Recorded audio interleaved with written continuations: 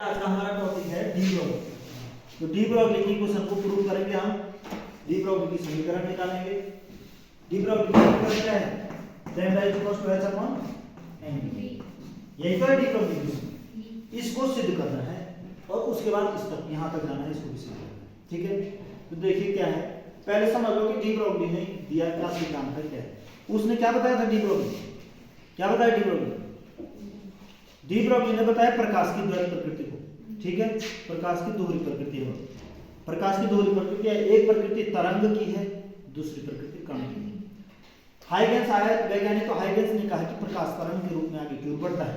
तरंग को चलने के लिए माध्यम की आवश्यकता होती है, तो उसने इधर एक माध्यम माना जो द्वितीय तरंग का सिद्धांत है, इस तरीके से। ठीक है, तो तरंग प्रकृति को किसने बताया?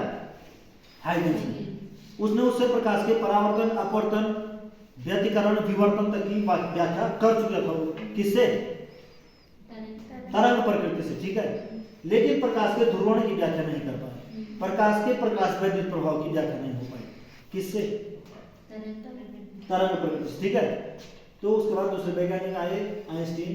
उन्होंने क्या किया कि उन्होंने बोला प्रकाश तरंग के रूप में आगे की ओर नहीं बढ़ता है, प्रकाश कण के रूप में आगे की ओर बढ़ता है। क्योंकि प्रकाश तो निर्वात में विचलता है ना, हमारे वायुमंडल में आकर वो वायु माध्यम है, तो माध्यम के लिए तो हम बोल सकते हैं तरंग प्रकृति है। लेकिन उससे पहले तो निर्वात है, जहाँ वायु नहीं है निर्वात है, माध्यम नहीं है, तो वहां भी तो प्रकाश आ रहा है, वहां से प्रकाश आ रहा है ना। तो प्रकाश को तब आइंस्टीन ने कहा कि प्रकाश की कैसी प्रकृति है? कण प्रकृति है। ठीक है, तो कण प्रकृति में क्या होता है? प्रकाश को चलने के लिए माध्यम की आवश्यकता नहीं होती है। ठीक है, तो ऐसा हो कि इस एक ने कहा कि प्रकाश को चलने के लिए प्रकाश तरंग के रूप में है, तो तरंग के लिए माध्यम की आवश्यकता होती है, तो उसमें कण है, माध्यम की आवश्यकता नहीं होती है।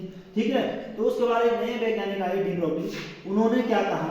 उन्होंने बोला कि उन्होंने कहा कि प्रकाश की तरंग प्रकृति भी है, प्रकाश तरंग की प्रकृति भी रखता है और प्रकाश कण की प्रकृति भी रखता है। उसको बोलते हैं प्रकाश की द्वैत प्रकृति। ठीक है, प्रकाश दोहरी प्रकृति रखता है, तरंग भी और कण भी। तो उन्होंने उसको अपने इक्वेशन से सिद्ध किया। तो डी ब्रॉग्ली की इक्वेशन ये है, lambda equals to h upon n। तो ये हमें किस प्रकार से बता रही है कि प्रकाश की तरंग प्रकृति है और कण की प्रकृति है, ये इक्वेशन बता रही है। कैसे?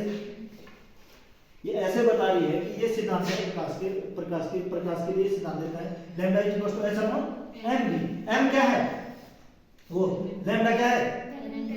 तरंग दैर्ध्य। तरंग दैर्ध्य किसकी होती है? तरंग दैर्ध्य किसे कहते हैं?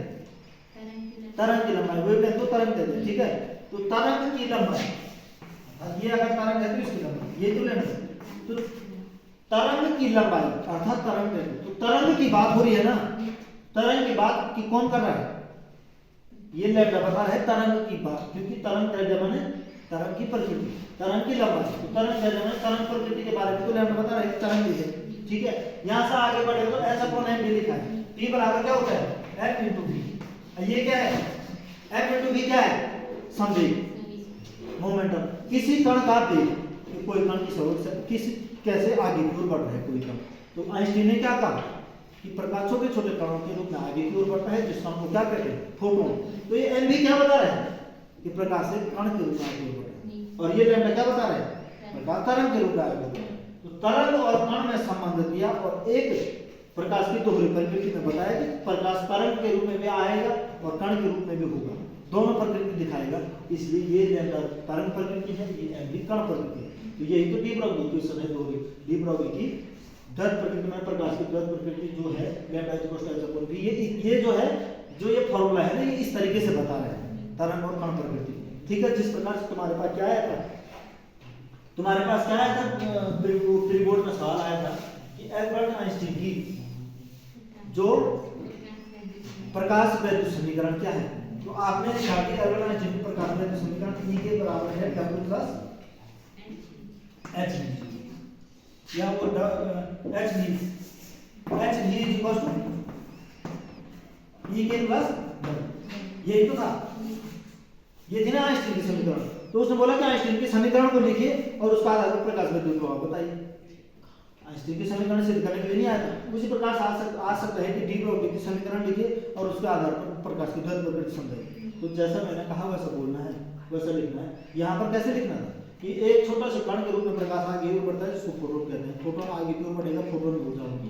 जो फोटोन की ऊर्जा होगी वो प्लेट पर टकराते ही फोटोन की ऊर्जा उस इलेक्ट्रॉन को क्या करेगी, मतलब उस इलेक्ट्रॉन को जो इलेक्ट्रॉन बॉन्ड बन रखा है उसके अंदर उन बंधों को तोड़ेगी। तो कुछ ऊर्जा किस में लगी है, वो ऊर्जा फोटोन को उत्सर्जित करने, मतलब फोटोन जो टकरा है उससे इलेक्ट्रॉन को बॉन्ड तोड़ने के लिए, इलेक्ट्रॉन को उत्सर्जित करने के लिए तो ऊर्जा लगी। तो जो हमारी फोटोन की ऊर्जा थी ना, वो एक तो इस काम में लगी थी जिससे इलेक्ट्रॉन उत्सर्जित हुआ। तो वो इलेक्ट्रॉन उत्सर्जित ऊर्जा क्या कहलाती है, W होता है कार्यफलन। तो जब प्रकाश की किरण एक किरण टकराती है तो उसकी कुछ आवृत्ति होती है, जरूरी नहीं कि उस प्रकाश के वेग से वो इलेक्ट्रॉन उत्सर्जित हो पाए, बॉन्ड तोड़ पाए। तो एक ऐसी आवृत्ति आएगी जिस ये V0 एक ऐसी आवृत्ति आएगी जिसके बाद वो अपना बॉन्ड तोड़ेगा, ठीक है। तो उस आवृत्ति को पहली आवृत्ति कहते हैं और पहली आवृत्ति के साथ प्लांक कांस्टेंट का मल्टीप्लाई करें तो कार्यफलन कहलाता है। तो कार्यफलन क्या है, इसका मतलब कि वो सबसे कम ऊर्जा जिससे उस इलेक्ट्रॉन को उत्सर्जित किया जा सकता, ठीक है, उससे बॉन्ड तोड़ कर उत्सर्जित किया जा सकता। फोटोन की एक ऊर्जा तो Hv0 है ना, फोटोन की ऊर्जा, वो तो एक तो उत्सर्जित करने में लगेगी और दूसरा जब उत्सर्जित हो जाएगा तो इलेक्ट्रॉन गति करेगा जिसके धारण में, तो इलेक्ट्रॉन लगातार गति कर रहा है ना, दूसरी ऊर्जा उसकी गति में लगेगी, नहीं लग रही। तो जो फोटोन की ऊर्जा थी वो दो जगह लगी, एक तो उसको उत्सर्जित करने में, उसके बाद इलेक्ट्रॉन को गति करने में। इस ऐसे समझाना था प्रकाश का प्रभाव क्या है, बोलो समीकरण लिखकर बताइए, समीकरण सिद्ध थोड़ा करनी है, वैसे डी ब्रॉगली में ऐसे समझाना है जैसे मैंने बताया आइंस्टीन में जब आ रहा था तो ऐसा समझाना है, ठीक है। अब हम करते हैं डी ब्रॉगली के समीकरण को सिद्ध। इसके लिए हमारे पास दो इक्वेशन है, एक तो आइंस्टीन का E बराबर mc², ये क्या है, ये क्या चीज है, द्रव्यमान ऊर्जा संबंध है आइंस्टीन का, ठीक है। दूसरा है प्लांक कांस्टेंट E = hv, ठीक है। दो चीजें हैं, जब ये दोनों बराबर हैं तो mc² बराबर hv लिख सकते हैं, ठीक है। और यहां से m निकालें, द्रव्यमान का मान निकालें तो ये hv/c² होता है, ठीक है। क्या होता है, hv/c² होता है, ठीक है। यहां पर से देखिए क्या होता है, v = जो आवृत्ति होती है v = c/λ। आवृत्ति क्या होती है, आवृत्ति बराबर प्रकाश की चाल बटे तरंग है, ठीक है। यहां पर मेरे को देखो क्या मिल रखा है, यहां पर मेरे को मिल रखा है m = hv/c/c। जबकि मेरे को पता है कि यहां पर लैम्डा लिखा है, अगर तो लैम्डा क्या हो जाएगा, c/v। क्या होगा, लैम्डा को इधर जाएगा तो लैम्डा c/v होगा, तरंग दैर्घ्य में प्रकाश की चाल बटे आवृत्ति, ये तो होगा, तो c/v होगा। और यहां देखिए मेरे को v/c मिला है, तो मैं इसको उल्टा लिख सकता हूं। तो इसका मतलब मैं क्या लिख सकता हूं, 1/λ = v/c। यहां पर देखो v/c को मैं क्या लिख सकता हूं, इसको 1/λ। m = क्या मान आएगा मेरे को, h/λ × c, यही तो आएगा m = λ, हाँ λ × c। इतना हो गया ना। अब यहां से आगे बढ़े, तब देखिए क्या होता है, डी ब्रॉगली की क्वेश्चन उसके बाद क्या होता है, P जो होता है ना, P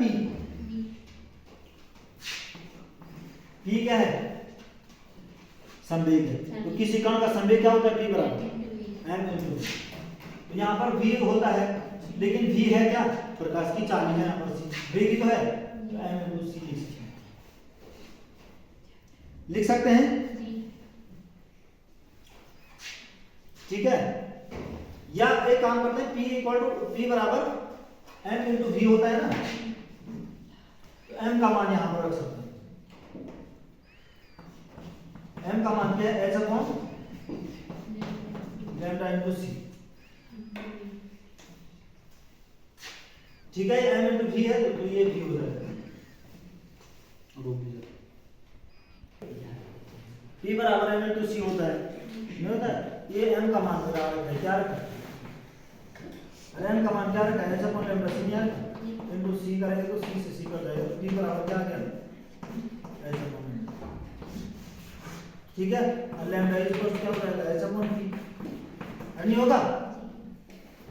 अरे h P बराबर क्या होता है, m × v, तो यही तो था, यही तो है डी ब्रॉगली, लैम्डा h/m, ये तो लिखा था ना, ठीक हो गया ना। अब देखिए इतना हो गया, यहां से आगे देखिए क्या है, ये तो हो गई द्रव्य प्रकृति का संबंध, आ गया, ठीक है। लेकिन हमें कहां तक जाना है, यहाँ पर सिद्ध करना है, ठीक है। यहाँ पर हम क्या करते हैं, देखो एक कण है तो उसकी गतिज ऊर्जा होती है, नहीं होती है, तो गतिज ऊर्जा के बराबर क्या होती है,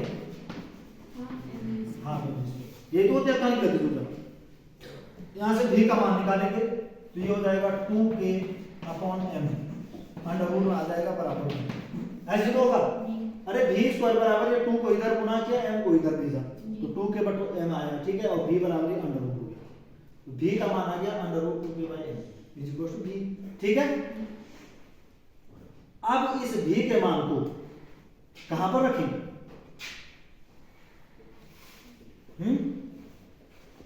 लैम्डा इज इक्वल टू आता है lambda is equal to Einstein की समीकरण है जब हमने v यार के v की जगह ये हो जाएगा m और ये v का मान आएगा देखो अंडर रूट 2k/m, ऐसा आएगा ना। तो ये हो जाता है h upon under root 2km, ठीक है। ये हो जाएगा h upon under root 2km, ठीक है नहीं। तो ये इस प्रकार से होगा, ठीक है। अब m और k को क्या लिख सकते हैं, m into v, e into v। ये जो k है इसको k को e इंटू v लिखते हैं। e क्या है, हैं? अरे e क्या है, इलेक्ट्रॉन परावर्तन, ठीक है। ये काइनेटिक एनर्जी इलेक्ट्रॉन की है, तो यहाँ पर मैं लिख सकता हूँ देखो h upon under root 2e into v ev इस प्रकार से, या mev, ठीक है। यहां से देखो कैसे निकलेगा, लैम्डा इज इक्वल टू देखो सब के मान रखो, h प्लांक कांस्टेंट का मान कितना होता है 6.63 × 10⁻34, ये होता है 6.63 × 10⁻34। ये किसका मान होता है, प्लांक कांस्टेंट का, ये आपको पेपर में दिया होगा। लैम्डा 2 है, इलेक्ट्रॉन परावर्तन कितना होता है 1.6 × 10⁻⁹, ठीक हो गया। इलेक्ट्रॉन का द्रव्यमान कितना होता है 9.1 × 10⁻31, नहीं होता है। और ये तो इन सबको जब मैं सॉल्व कर दूंगा ना, तो ये v है, ये अंडर रूट के अंदर छूट जाएगा, ये v का कुछ मान ये v को ऐसे रखना है, ठीक है। तो ये लैम्डा इज इक्वल टू पूरा सॉल्व करेंगे तो ये 12.27 अपॉन अंडर रूट, ठीक है। इस सबको सॉल्व कर कितना आ जाएगा 12.27 अंडर रूट। यहां तक सिद्ध करना तर्क लेता हूं, बात समझ आई मैंने क्या किया। ये तो e बराबर m स्क्वायर था, e बराबर h लिखा, इन दोनों को इक्वल किया, यहाँ से m का मान निकाला, m का मान निकाला तो मुझे पता है कि c बटा v बराबर लैम्डा होता है, ठीक है। इसीलिए यहाँ पर m बराबर h बाई लैम्डा c आया, और जब ये आया तो p बराबर m इंटू v होता है, नहीं होता है, अरे होता है p बराबर m इंटू v, तो m इंटू c रखा, यहाँ पर से ये आ गया lambda is equal to h upon m भी आया m भी। तो ये v जो है इलेक्ट्रॉन का जो है क्या है, मतलब जो वेग है कण का वेग है, ठीक है। कि तो k बराबर हाफ m v स्क्वायर होता है, क्योंकि गतिज ऊर्जा है, गति करने वाली ऊर्जा, तो k बराबर हाफ m v स्क्वायर होता है। यहाँ से v का मान निकालो तो v बराबर 2 × k upon under root m, मतलब 2k और उसका अंडर रूट m, ठीक है। तो इज इक्वल टू यहाँ पर v की जगह उसका मान को रखा, v की जगह जब उसके मान को रखा तो h का मान, प्लांक कांस्टेंट का मान कितना होता है, हाँ। तो ये इस तरीके से होगा, ठीक है। तो यहाँ से वीडियो आगे नेक्स्ट चलो।